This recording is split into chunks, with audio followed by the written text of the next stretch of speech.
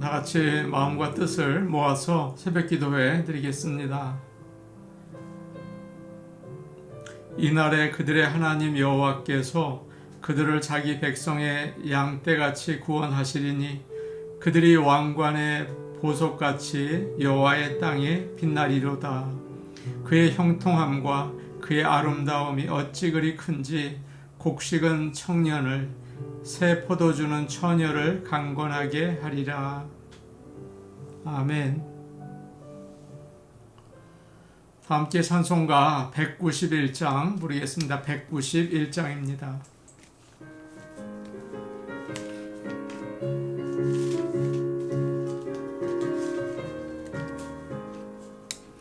내가 매일 기쁘게 순례의 길 행함은 주의 팔이 나를 안보함이요.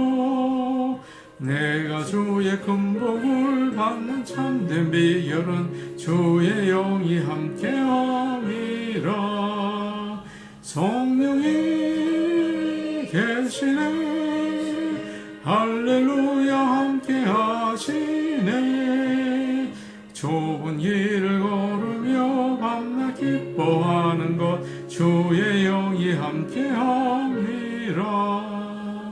전의 죄에 빠져서 평안함이 없을 때 예수 십자가의 공로 힘입어 그 발 아래 엎드려 참된 평화 얻음은 주의 영이 함께함이라. 성령이 계시네 할렐루야 함께하시네. 좁은 길을 걸으며 밤낮 기뻐하는 것 주의 영이 함께함이라. 동행하시고 모든 염려하시니 나는 숲의 새와 같이 기쁘다. 내가 기쁜 마음으로 주의 뜻을 행함은 주의 영이 함께함이라. 성령이 계시네 할렐루야 함께하시네. 좁은 길을 걸으며 밤낮 기뻐하는 것 주의 영이 함께함이라. 세상 모든 욕망과 나의 모든 정욕은 십자가에 이미 못을 박았네. 어두운 밤이 지나고 무거운 짐 벗으니 주의 영이 함께함이라. 성령이 계시네 할렐루야 함께하시네. 좁은 길을 걸으며 밤낮 기뻐하는 것 주의 영이 함께함이라. 찬송가 393장입니다. 393장입니다.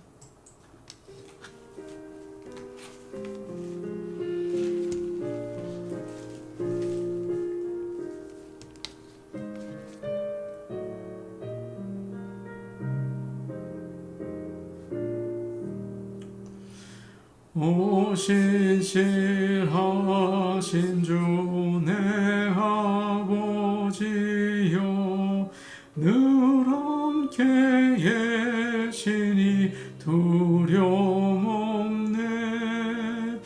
그 사랑 면찮고 날 지키시며 어제나 오늘이 한결같네. 오 신실하신 주, 오 신실하신 주, 날마다 자비를 베푸시며 일용할 모든 것 내려주시니 오 신실하신 주 나의 구주.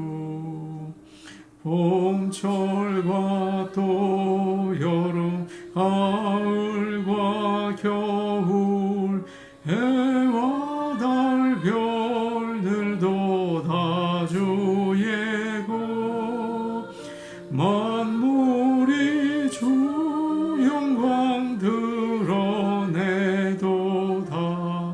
진실한 주 사랑 나타내네. 오 신실하신 주, 오 신실하신 주, 날마다 자비를 베푸시며 일용할 모든 것 내려주시니.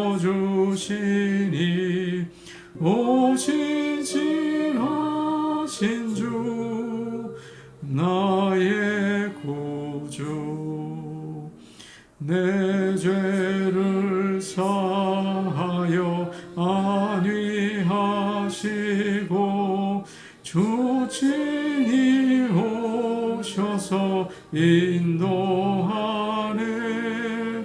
오늘의 힘되고 내일의 소망, 주만이 만복을 내리시네. 오 신실하신 주, 오 신실하신 주, 날마다 자비를 베푸시며 일용할 모든 것 내려주시니. 오 신실하신 주, 나의 구주. 하나님 말씀 같이 보겠습니다. 하나님의 말씀은 에스라 8장 24절에서 36절 말씀입니다. 에스라 8장 24절에서 36절 말씀입니다.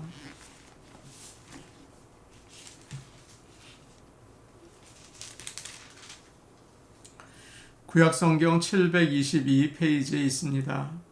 에스라 8장 24절에서 36절까지 말씀을 저희가 한 목소리로 같이 읽겠습니다.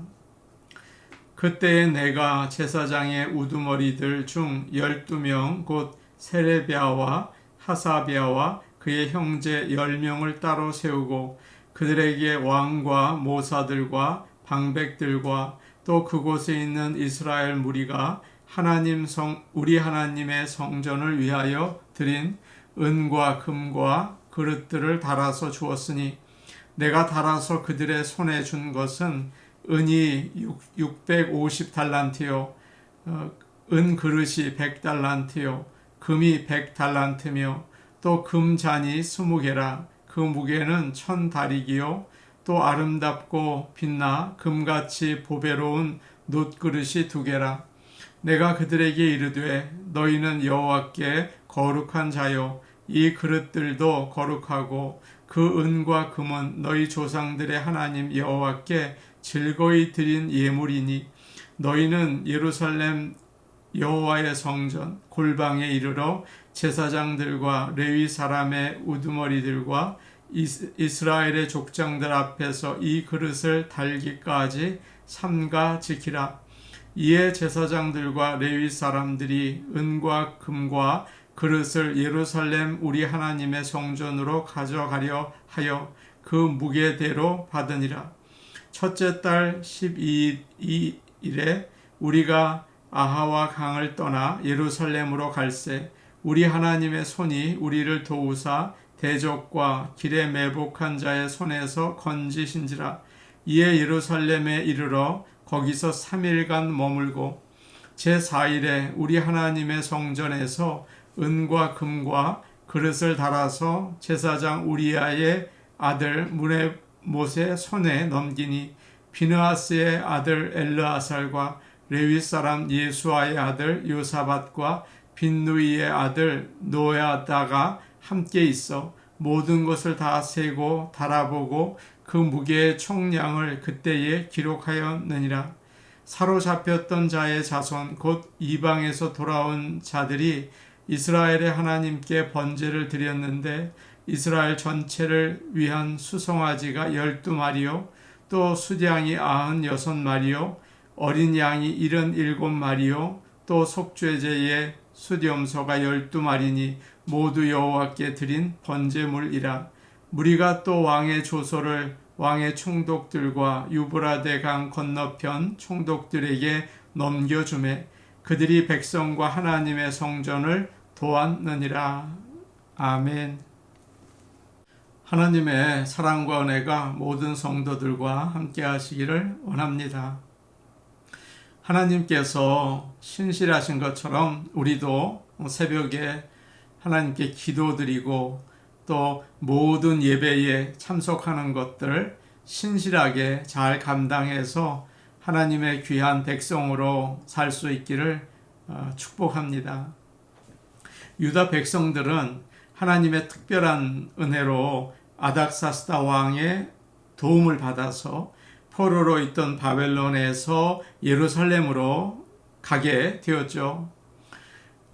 그러나 그들은 바로 떠나지 않고 지난 시간에 우리가 살펴본 것처럼 바벨론의 북서쪽에 있는 아하와 강가에 모여서 먼저 함께 가는 사람들의 인원을 파악하고 또 지파별로 그들을 조직했습니다.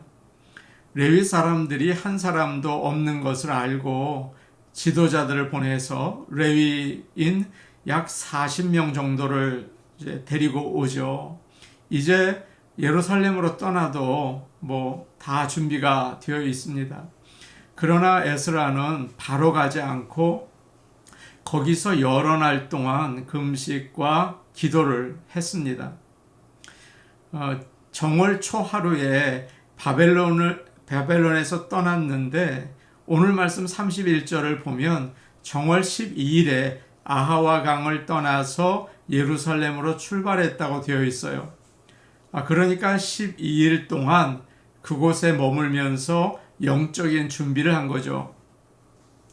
하나님 앞에서 그들은 금식하고 스스로를 겸비하게 했다고 나와 있습니다. 그들은 겸손하게 사람들과 그들이 가진 것 모두 안전하게 예루살렘까지 갈 수 있도록 하나님께 기도했습니다. 지금 그들은 하나님의 은혜로 예루살렘에 가게 된 거 아닙니까? 그러나 그럼에도 불구하고 하나님께 간절히 기도했습니다.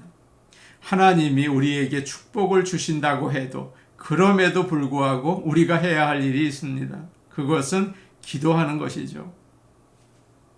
에스라와 유다 백성들이 가는 바벨론으로부터 예루살렘까지 거리는 한 3, 4개월 걸리는 먼 길이었습니다. 늘 다니던 길이 아니라 처음 가는 길이죠. 산과 강과 또 사막도 지나야 했습니다. 게다가 수천 명의 사람들과 금, 은, 그릇들을 가지고 간다는 소문이 퍼졌을 것입니다. 그 길에는 적들도 있고 또 도둑대가 숨어 있는데 어떤 위험한 일이 일어날지 모르죠. 그리고 광야를 지나게 되는데 그때가 여름이었기 때문에 아마 굉장히 더웠을 것입니다. 그런데 하나님께서 그들의 금식과 기도를 받으시고 안전하게 가도록 보호해 주셨어요. 생명과 재산을 잃지 않게 해주셨죠. 31절에 그런 말씀이 있습니다. 31절을 보시면요. 우리 하나님의 손이 우리를 도우사 대적과 길에 매복한 자의 손에서 건지신지라. 32절을 보면 이에 예루살렘에 이르러 그렇게 간단하게 그 여행을 요약하고 있습니다. 유다 백성들이 예루살렘에 돌아올 수 있도록 지켜주신 하나님은 어제나 오늘이나 영원토록 같은 하나님이시죠. 항상 그러시는 것처럼 하나님께서는 그의 백성의 기도에 응답하십니다. 오늘도 우리가 기도할 때 하나님은 반드시 응답하신다. 그 사실을 오늘 말씀을 통해서 깨닫고 힘을 내어 기도하시는 아침이 되기를 원합니다. 우리도 마찬가지죠. 우리가 지금 가는 곳은 새 예루살렘, 천국이에요. 우리의 본향인 천국까지 가는 길은 참 멀고 힘들고 숨어서 기다리는 적들도 많이 있습니다. 사탄도 있고요. 위험한 일들이 사방에 있어요. 그래서 우리는 금식하고 기도하며 예배드리며 영적인 준비를 하고 나가야 하는 것입니다. 오래전에 이 태평양 바닷가 일본 도로를 타고 북쪽으로 올라간 적이 있습니다. 그날은 바람이 많이 불고 비가 많이 왔어요. 운전을 하는데 앞이 잘 보이지 않더라고요. 큰 차들이 지나가면서 물을 튀기니까 참 운전하기 힘들었습니다. 이러다가 사고 날 수도 있겠다. 그런 두려움이 생겼어요.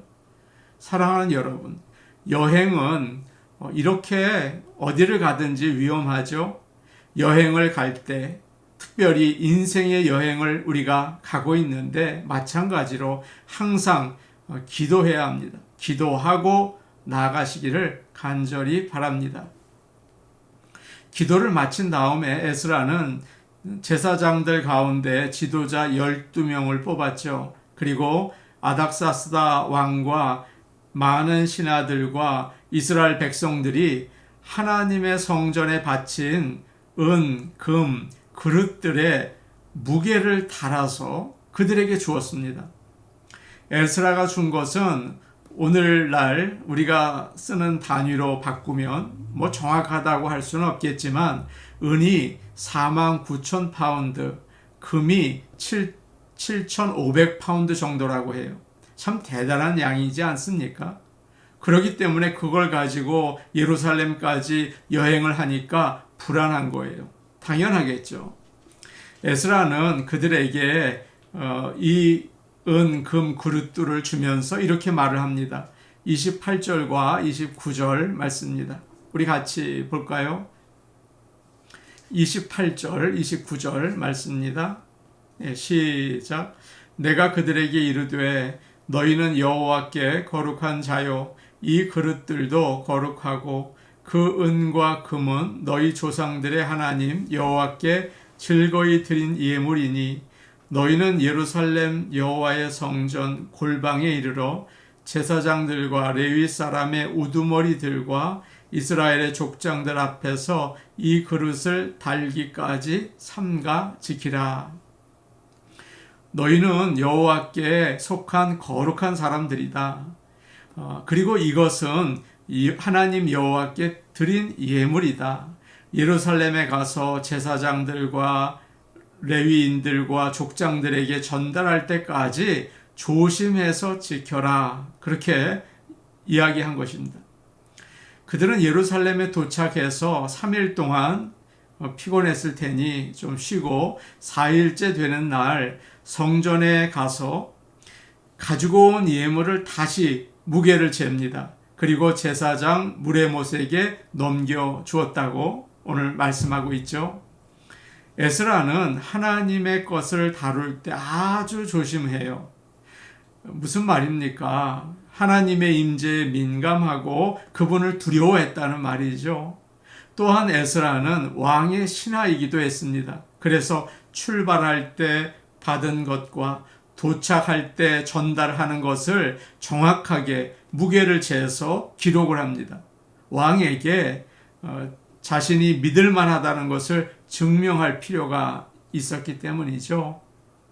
여기서 우리가 깨달을 수 있는 하나님의 메시지가 무엇일까요?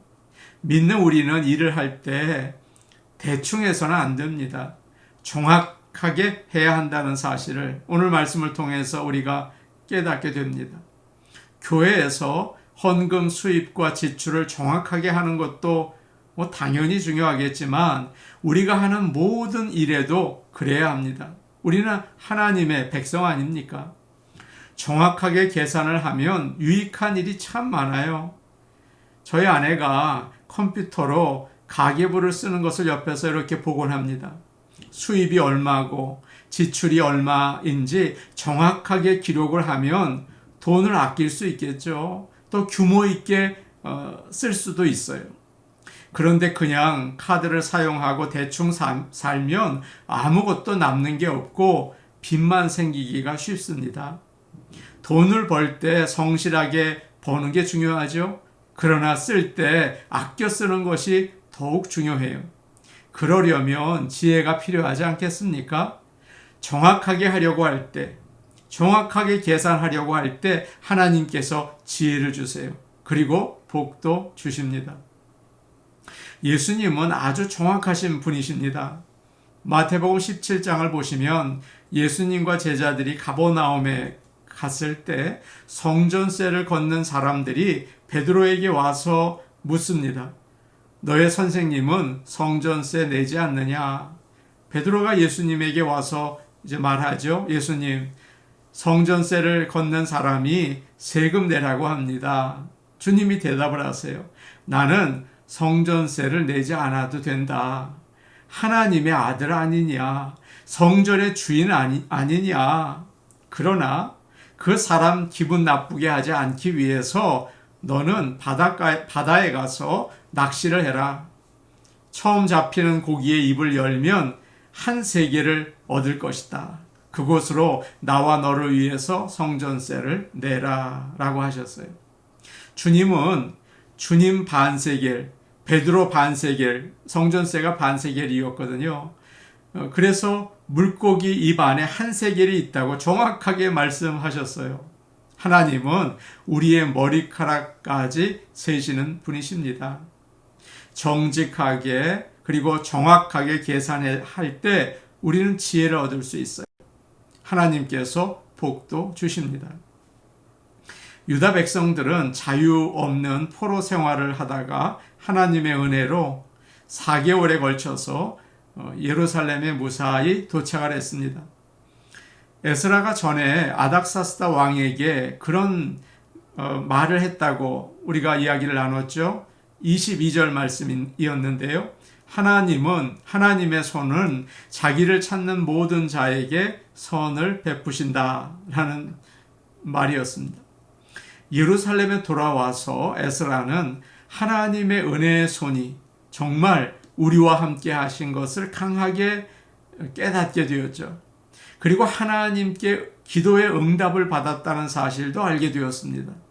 그래서 유다 백성들은 하나님께 감사의 예배를 드려요.